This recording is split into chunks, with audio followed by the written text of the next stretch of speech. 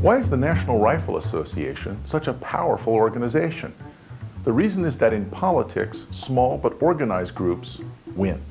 Politics in Washington is about concentrating and focusing power. Large groups have trouble doing that, but small groups focus power very well.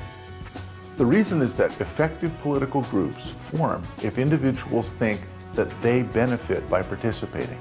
Social scientists call this the free rider problem. Now imagine you belong to a club or fraternity. You have a party. People promise to show up the next day to help clean the house. The free rider problem is that everyone likes having the house cleaned up regardless of whether they helped clean it. So who shows up to help clean the house? Mansur Olson, the renowned 20th century economist, identified 3 factors that will help us predict what happens. First, individual benefits. Not many people enjoy cleaning up the house after a party. Still, in any group, some people always show up for everything. But there aren't enough of those people to solve the problem.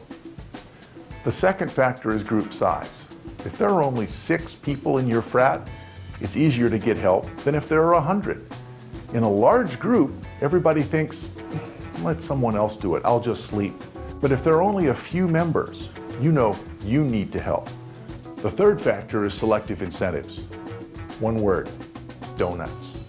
Or maybe sausage biscuits. Some reward that only goes to the people who actually show up and work for the group. What does this have to do with the NRA? Suppose you're opposed to guns and favor stricter gun control laws, but you know the individual benefits to any one person from organizing are very small. Further, if stricter laws are passed, all the supporters win, whether they contributed or not. There are thousands and thousands of people who think that way. So the potential group size is very large, and it's hard to organize.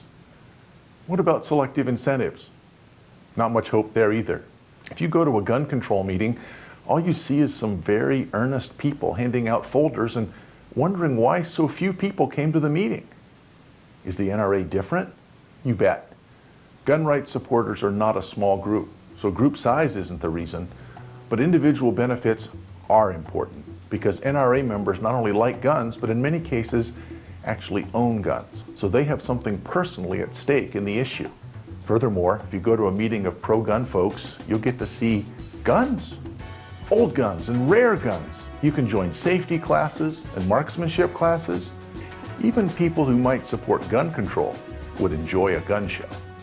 These sorts of differences explain a lot about our political system generally.